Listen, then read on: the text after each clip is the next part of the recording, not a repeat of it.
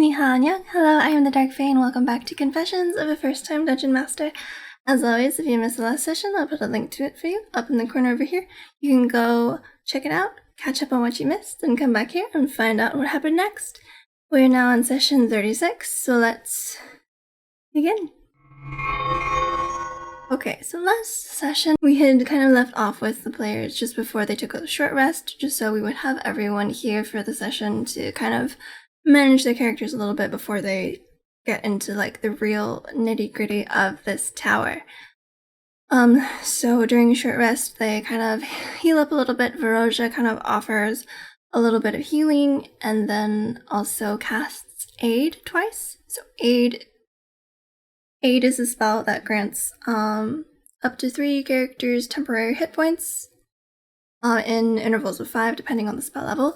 She casts it twice at level 4, so that everyone can get an extra 15 hit points.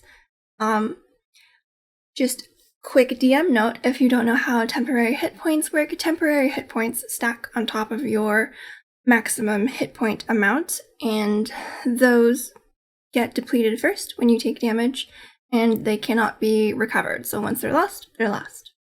So everyone has 15 extra hit points, and then she also casts Death Ward on Tayral. So Death Ward is another very useful cleric buff. I believe it's level 4 spell, but she casts it at 5.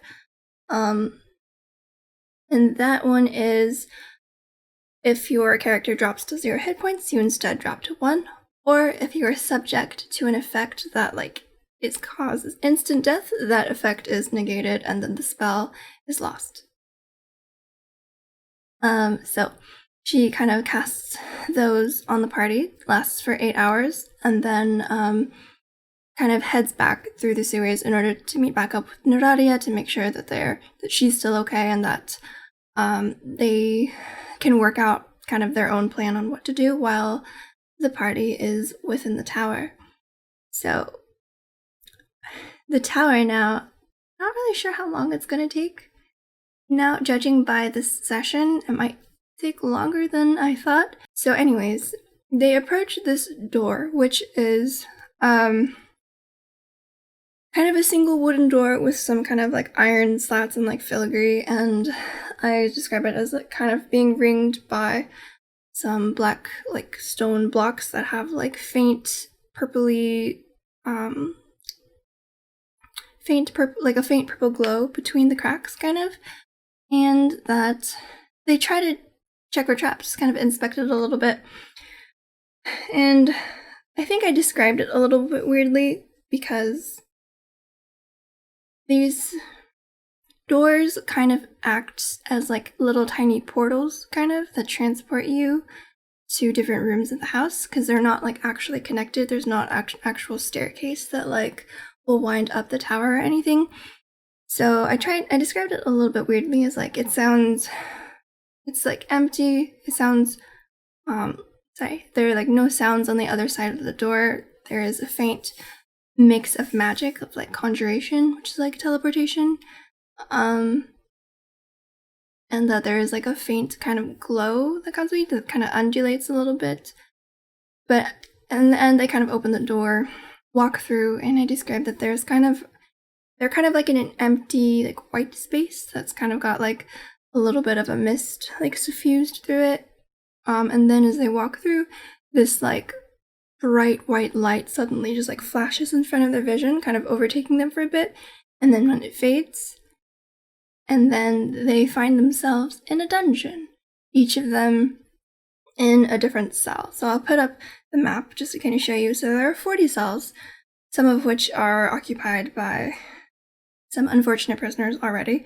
So I had each of them roll a d4 and then a d10 to kind of determine their placement in the dungeon. Most of them ended up kind of at the bottom half in 3 and 4, and Rick was the only one, I believe, who ended up in the upper right corner. So basically now they have all been transported into a different cell and must find a way out.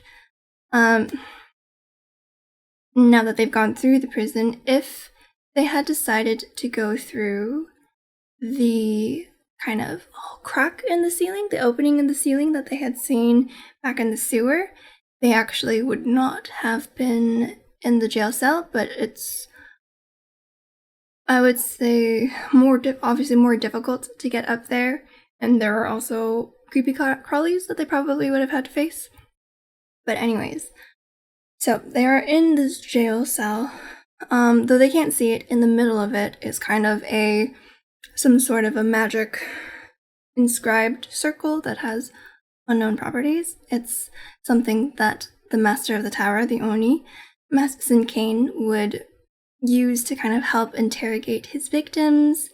Not a very pleasant thing. It's above, kind of on top of that circle, there is a large table, kind of like a medical slab almost, but it's a bit larger, more for a larger sized person than a normal sized person. And there is actually a dead body currently laying on that.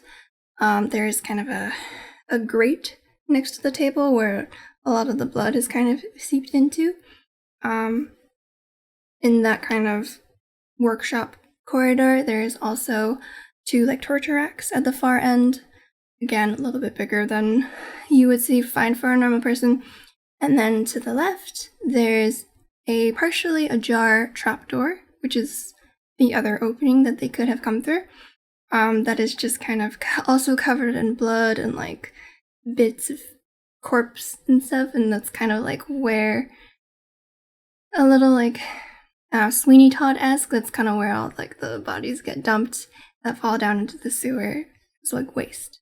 So now all of them are in their separate cells, kind of trying to figure out how to get out.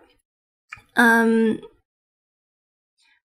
I believe, is the first to get out. She wild shapes into a rat and is able to kind of slip through the bars and goes exploring a little bit. Tyrell and Basil were like the only 2 who could kind of see each other because they were in cells kind of diagonally across from each other. They had some interesting ideas. Not the most fruitful, but I kind of wish they had gone with it a little bit more. But Tyrell tried talking to one of the prisoners that he could see kind of to his other side. Unfortunately, that prisoner was the one that I had listed as having been kind of tortured and kind of having most of his tongue cut out, so he can't really speak very well. So he didn't really learn anything very fruitful from there.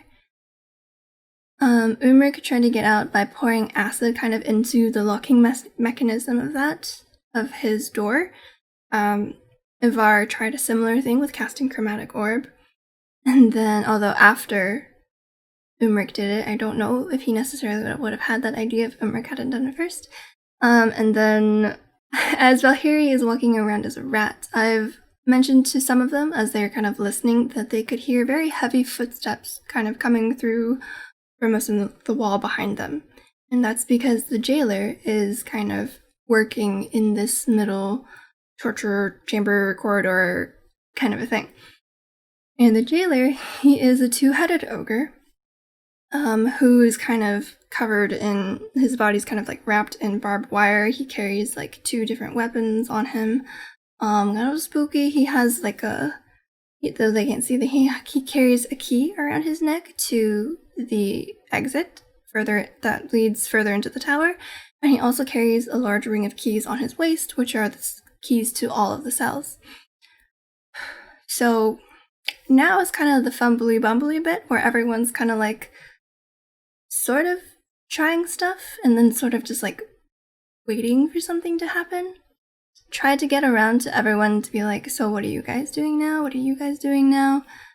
Valhyrie kind of just tried to follow the jailer around a little bit, kind of looked through all the cells to get info on like who was there or not. Eventually, and this part was kind of where I was a little surprised that they didn't maybe try to question some of the prisoners first on like advice maybe on how to get out of there, or like what the jailer's all about and stuff like that. They did get a little bit of information, like the jailer has with 2 heads, doesn't really sleep, and that he carries all the keys and stuff, but I expected them to ask more questions maybe about like the tower as well, or like how people got there, but that didn't come till after, which was interesting. Until after they had actually like freed everyone. I was like picturing conversations happening like through the bars of the cell, like hushed maybe, like while the jailer was like moving around. But anyways, so eventually Tyrell, for some odd reason, casts create bonfire right in the front of like the unknown guy's cell. I don't really know for what purpose, to be very honest. But then Basil starts kind of making a commotion, and like he and Tyrell have a plan to like use the rope of climbing that they've like stretched across their bars to like trip the jailer when he comes, so that way they can take the keys, or like to take the keys when like his back is turned to one of the cells and as they're making a commotion, etc. So as he's clinging around, and when there's the fire, the jailer comes out of the cage, and then they like abort the mission with the rope of climbing because they're too scared, because he's big, to like pull the rope. So then with the fire, he being in front of like that prisoner's cell, he goes to blame the prisoner, steps through the fire and all that. And so then at this point, Ermric has busted out of his cell, and Avalhiri's changed back from a rat into her druid form, and then the two of them come kind of charging down the middle to ambush the jailer. Harry summons a shit ton of wolves to help them, and then combat begins, which is weird because like half of them are still stuck in their cells, and I don't know, it was just like such a thing, so many things happening at once. So basically now we roll combat, and all of the wolves go in and attack, basically. The wolves are pretty, like, squishy, I would say, especially against, like, something strong like an ogre, but an ogre only has so many attacks, and against 8 wolves, action economy-wise, they're gonna get, in the low EC, they're gonna get the ogre's gonna get pretty wrecked. So, the combat was pretty easy for them. And they basically, I don't think any of them actually took any damage, because this thing just kind of spent its time swinging at all the wolves before it went down. Eventually, they get the keys, free Basil and Tyrell. Ivar had broken out by this point, and go to free all of the prisoners. One more note, while I obviously understood that combat was likely, and probably the most likely outcome, I did not exactly necessary, I feel like, but I think our group does not have a very diverse, like, set of skills, because, sometimes what I do when I, like, am DMing or, like, witnessing kind of a scene in D&D going on, I'll, like, pretend that I'm playing one of the characters that I've made, and kind of seeing what I would do in the situation. And it's like, my characters would have a much easier time escaping from a prison, or like sneaking to get the keys like in a non-combat-y way. I'm not saying that like combat is like the least ideal, but for when you're going through like a big dungeon or something you know will be difficult, because knowing me, the DM, I've thought that it's best to conserve where you can. Like, this took a 3rd level spell, one of the Eldritch Knight's spell slots, etc. Which is not that much, but like, imagine if you could just clear this with cantrips, you know? Like, if you just use Mage Hand and pluck the keys from the guy's belt, or if you can find a way to kind of stun him and then just grab the keys and run. Or, you know, just like, kind of wish it wouldn't always be combat. Or like if they had done like the rope thing and tripped him and then taken the keys and figured out something to do after he gets back up and is all mad. But I don't know. That makes me a little nervous for like the sessions to come, because a lot of them again are like not necessarily combat based, but if they force combat, it's gonna make things a lot more difficult for them, because there are some cases where combat is the only way. Anywho, so after they've rounded up all the keys and stuff and I've freed everyone, most of them are kind of like Grimknife operatives. There's one who's like a half-orc from Osganthan, one of the Walish warriors. They ask some questions where like how did you get here, or like they don't ask a lot of questions. But like they got here, some of the people were just like the early groups who were meant to like storm the tower. They got lost in the mist and were somehow transported to the dungeon. But like they didn't really ask if any of them had been in any of the other floors, if they knew anything about the master, about the Oni. At some point we did get to talking about the Oni, and one of them just mentioned like, you think that like the jailer is the one who does all of like the torture and stuff. Think again, because when the Oni comes down, that's when the real screaming starts. He also mentioned that the Oni has these kind of shadows that seem to like help him, that aren't of like a natural, that aren't natural. They're kind of something additional that seems to like be latched onto him and like help him with things. All of the survivors, some in worse shape, some who have been turned insane and are now kind of disciples of Wistria and who were left in their cells. But the 4 who seem to be well off enough in both mind and body, they kind of gather and make their way down to the sewers to hopefully get to safety. We'll see how they do. And then the rest of them grab the key from around the jailer's neck after he is beheaded and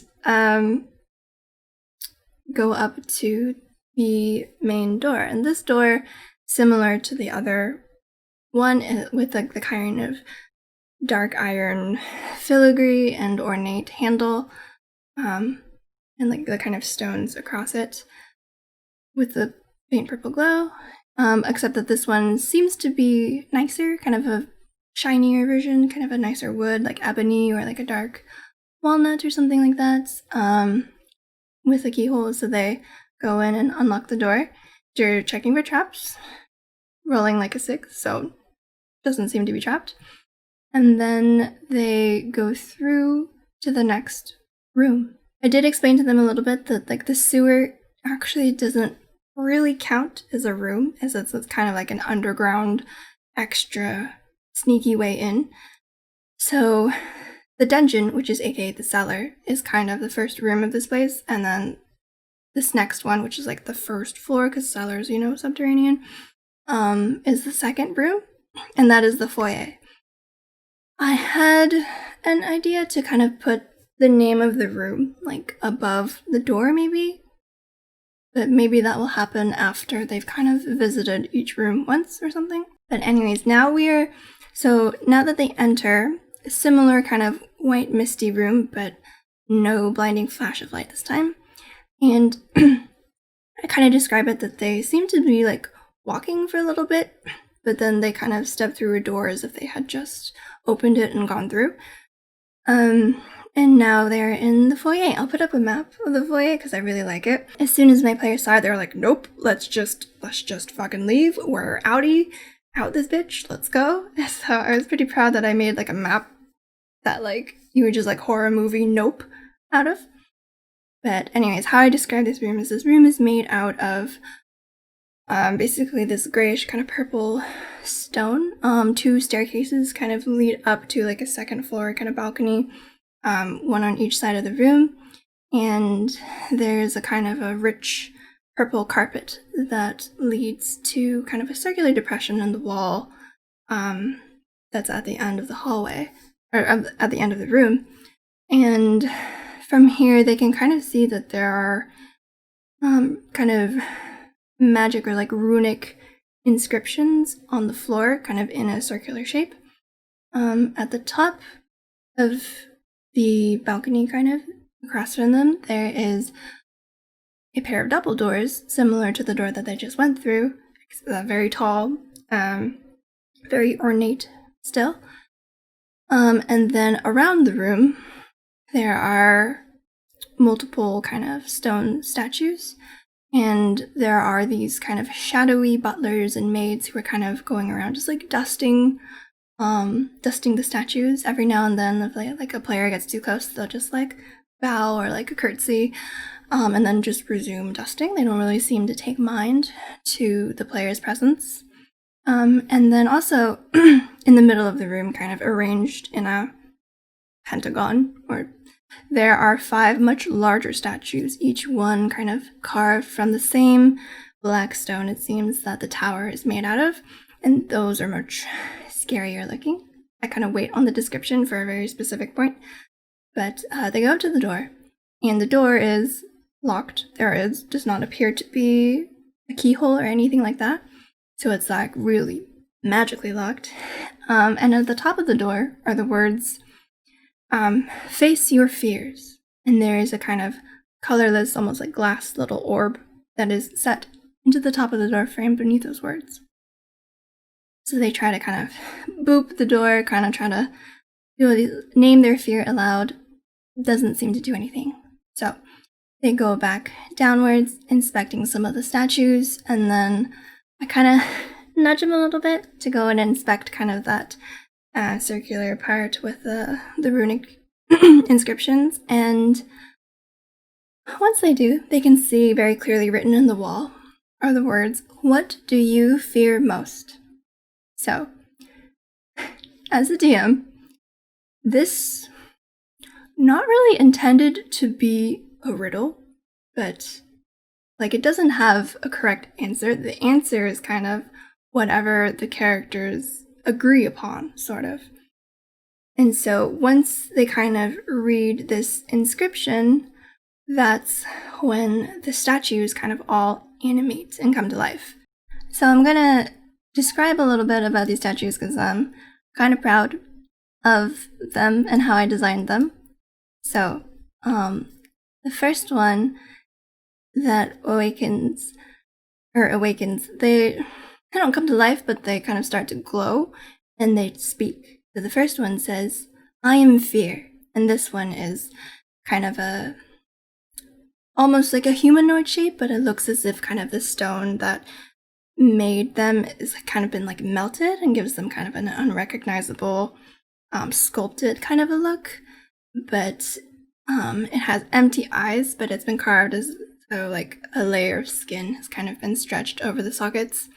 And it has this wide kind of sinister smile that stretches across the entirety of its like would-be face, and its mouth is like the only thing that's glowing this like pale, sickly purple light. From its body, this mass of like very long, stretched out limbs, are kind of like looking as if they're like bursting from its body, just kind of all over, and it kind of looks like each one ends in these long kind of grasping fingers and claws. The next one over is like a tall humanoid figure, who's kind of looks like they've been like stretched, so their limbs are really long with like folds so that you can see like muscle and sinew and like bone. Same with their legs and kind of their torso. And there are also like hundreds and hundreds of like slashes kind of carved into them, and like stone appears to kind of be dripping from it as if it were bleeding. That one is Pain, and its ribcage is also kind of broken and like piercing through its torso, and it holds a 3-pronged whip in one of its kind of like messed up hands. The next one I believe is I Am Monsters, and that one is kind of like the worst kind of chimera. So it has kind of similar aspects. It's got the heads of a ram, a lion, and an eagle. It has a pair of like bat-like wings that extend from its back, as well as like 4 spider legs that come from its kind of midsection. It has kind of a dragony forearm, dragony arm, as well as kind of a panther's paw. The back legs are kind of hooves, like from a horse or from a deer, and then it has 2 tails. One is a scorpion, and one is like scaled and ends in a snake's head. Closest to them, actually, but from the far end of the runic circle, kind of, is Death. And this one is essentially Gravelord Nito from Dark Souls, but they look as though they're it's a large skull, and then the rest of their body is just made up of dozens and dozens of skeletons. Like there's a little skull that's kind of bulging out of its neck, skulls that are trapped in like this crisscross of arms and legs and ribs and other bones and stuff like that. Then the last one is I am the Unknown. So this one is like an amorphous mass that has kind of looks like it's like almost transforming into like a dozen different things. So there's like an arm, a leg, too many eyes, too many teeth, kind of a thing. Maybe a wing kind of protruding from it.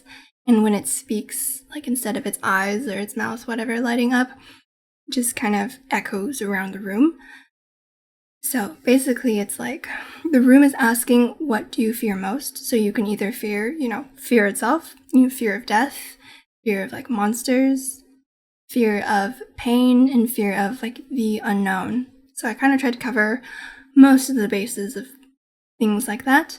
Essentially, what I would hope for is kind of the players to kind of discuss what it is actually that they are scared of, maybe.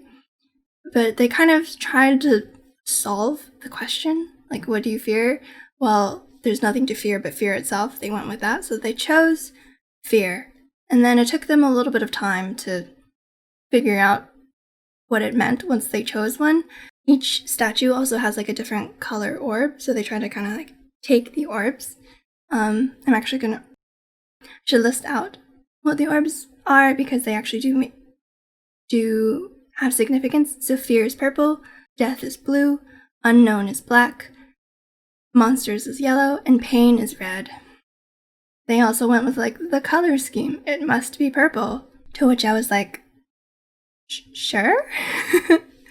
But anyways, eventually they figure out that the statues actually almost like glide across the floor like much more easily than it would look, since they are large and heavy looking statues. So they choose fear, and because they've kind of deduced now that it seems like they are going to have to fight one of these statues in order to get through the door, which is absolutely correct. They choose fear for the color scheme, being afraid of fear itself, and the fact that it's closest. So they push kind of the statue onto the circular kind of inscription, and it kind of clicks almost into place, and then it starts to glow, and the kind of stone plinth that the statue's sitting on kind of starts to dissolve as this thing's arms kind of start to crack and start to move, and then it kind of heaves itself off of like its plinth and says, "So you have chosen fear," I think what it said, and then we roll initiative, and we also end the episode there. So now they're about to fight this effigy of fear. And yes, I made stats for each of these different statues, and each one of them has a different mechanic and like theme and thing, and I'm really proud of it. Although I must admit, I kind of wish that they had chosen a different one, just because there are so many motifs of fear that I've done lately. It's been difficult to like actually make this one unique, and I'm kind of scared that it might end up doing have a similar feel to what they faced with the Drowned Guardian, because it's very, very similar sources of this kind of dark, spooky, maddening power. But so we're gonna start off next session with combat. I'm excited and very interested to see what their approach is going to be after like maybe figuring out what it all means. I really wish I could say more, because I'm so into like what is like how it's all connected, but I can't until next session. I'm also debating on whether I want to change up my effigies just a little bit to make them a little bit more unique feeling, but we'll see about that. So that is session 36. I hope you're excited as I am for the next one. I certainly am. But thank you so much for watching. I hope you enjoyed. Hope you're excited to tune into the next episode. Don't forget to like, comment, and subscribe for notifications when I put out new videos. I love you all, and I'll see you in the next one. Bye. Also, stay on Monster X.